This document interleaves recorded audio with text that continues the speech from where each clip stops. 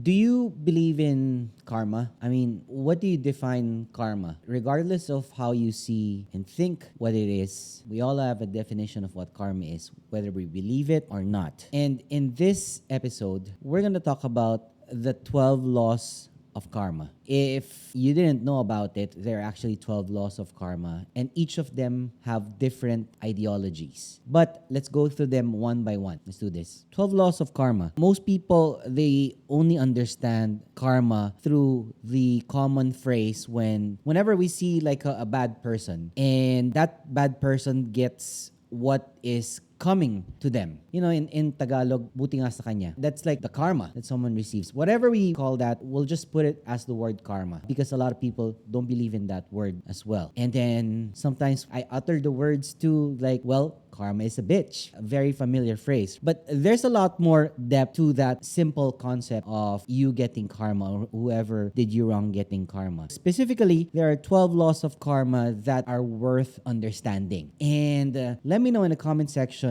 each one of them if there's something that you believe is actually true. Let's go with the most basic law of karma, which is the first one, which is the law of cause and effect. Whatever you put out, you receive back. That's how it is. You reap what you sow. It's like planting seeds. Whatever you planted, that's what will grow. It's like when you plant seeds of an apple, you're not going to expect oranges, right? You're going to expect apple. This is also called the great law. And as it is what we call the guiding law of karma and what most people think about when they think of that actual term. So that's number one, the law of cause and effect. Second law of karma is the law of creation. So life and progress requires what we call active participation. When you don't participate, you don't get anything. People who are actually actively creating for themselves opportunities and what have you, and the others around them are most likely to receive something in return of equal. It also aligns with a golden rule of mine as well, which is create value, therefore you receive value. So you create something of value, therefore you receive something of value. Anything that I put out, for example, on my social media, it's not just there to help people because I'm creating things so that people will consume it, and in return, someone that actually notices it might actually benefit from it. And for me, that's an equal return. So number two, the law of creation. Moving on to the third law of karma, which is the law of humility. So the acceptance of what we call the current state is the first necessary step to progress, growth, and change. So those are three important things. You want to develop an understanding and acceptance of where you are currently, what you control, and whatever it is that you cannot control. It's an understanding and acceptance of where you actually are right now, what you control, and what you cannot control. Let me know three things that are in your control, that are not in your control, and where you currently stand, right? So number three, the law of humility. Moving on to the fourth law of karma, which is the law of growth. Whatever shift is in our internal reality that comes through progress, growth, and change, it creates what we call a shift in our external reality. So whatever we change inside will be changed also outside. We are only controlling our own daily actions, not those of our external actors in our lives. What that means is that whatever we control inside will come out towards the outside. It's not the other way around. It's like you never change whoever is in the surroundings so that you can change inside. It doesn't work that way. Focus internally to see progress that you want externally. Does that make sense? Let me know. Moving on to the fifth law of karma, which is the law of responsibility. You want to take personal responsibility for your entire life. Your life is entirely in your hands, not someone else's. If your life is entirely in someone else's lives, you are a slave of that person. Look inward, never outward. We are all responsible for how we respond to every circumstance and every situation that we encounter in our lives. That should be empowering and not frightening. It shouldn't scare you. It should be an empowering thing because everything now that you think is in your control. So no one can take that away from you. Whatever your thoughts are cannot change. Whatever your thoughts are cannot be changed by anyone. Does that make sense? So that's number 5, the law of responsibility. Moving on to the 6th law of karma, which is the law of connection. Everything in your life is connected in some way, shape, or form. All of your actions from the past whatever years have an impact on your current time or your present. And all of your actions in the present will impact your future. Like the Stoic mindset that you cannot change the past and you cannot predict the future, but what you can control right now is what you do at this very moment. So that's number 6, the law of connection. Seventh law of karma is the law of focus. And the mind is only capable of deeply focusing at one thing at a time. The mind is not capable of doing 2, 3, 4, 5 things all at the same time at 100%.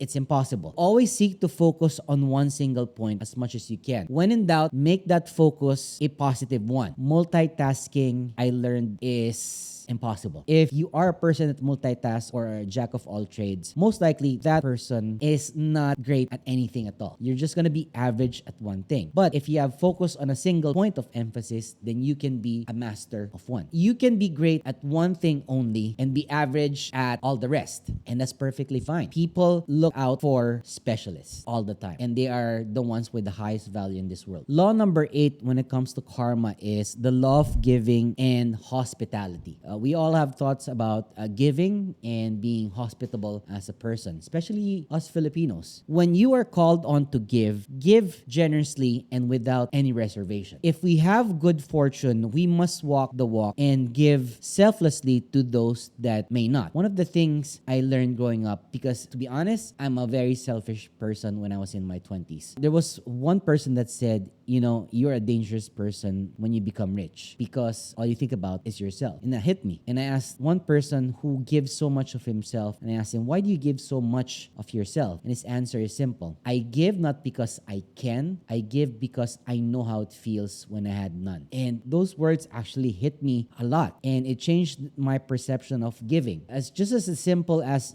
giving tips and such. Before I would be so stingy at giving tips to a server. Now, it's become a norm that I have to give at least 10% of how much I spent, for example, in a restaurant to whoever served us, if it was good service. I know like in other countries, it's customary to give tips, but in other countries, like in Japan, you're not supposed to give tips. But in the US, certain percentage, 12, 18, 24%. But, here in the Philippines, it's much, much different. But now I believe that, if someone gives you good service, you're supposed to give something in return as well. That someone that's hospitable to you should receive something from you as well as a sort of gift. And for me, that's, a classic example of the law of giving and hospitality. Number 8. Law number 9 when it comes to karma is the law of here and now. You can't live if you are constantly thinking or complaining or ranting about your past or worrying about whatever the future holds for you. You want to be present in every single moment as much as possible and hyper focus on the daily actions that will contribute to your positive future. It's like this. You have an exam 5 days from now. Do you study now until the day before the exam, or do you study just on the night of the exam? And now, I don't know how good you are when it comes to analyzing or memorizing things, but me as a crammer, when I was still studying, it didn't work out as well, right? But I know everyone that did really well in school studied when it mattered as early on, which is the current moment. If you knew that you studied for something, for an exam, and you prepared for it really well, would you even worry about the possible results of it if you were prepared? Of course not. That's the law of here and now. The law of karma number 10 talks about the law of change. History will always repeat itself for anyone. So history will always repeat itself unless and until you make a change to whatever actions you're doing. If you're repeating the same thing over and over again and you don't get the results that you want, chances are you're not gonna get different results. It's like when you're training for basketball. If you keep on practicing your right hand dribble over and over again, you don't expect to have your left hand dribble improve. Change the inputs that you have to change whatever outputs that you may want to have. Does that make sense? Let me know in the comment section an example of changing something based out of your input that can change the output for you. Moving on to the second to the last law of karma, which is the law of patience and reward. Always be patient with results. Don't ask for instant results or instant gratification. Show up consistently with energy and what we call enthusiasm, and good things will always come to you in another way. And it's hard to beat that person who just keeps on showing up. And I had that mindset growing up. In school, I wasn't the most intelligent student in my class. One thing I can prove to you is that when I was in grade school, I only missed 4 days of school. And I have my class record to show that for the days that I was absent. So I remember even if I was extremely sick, I would still go up and show up for school school because it's hard to put down a person that keeps on showing up. And one thing that my teachers knew and saw with me is that even if,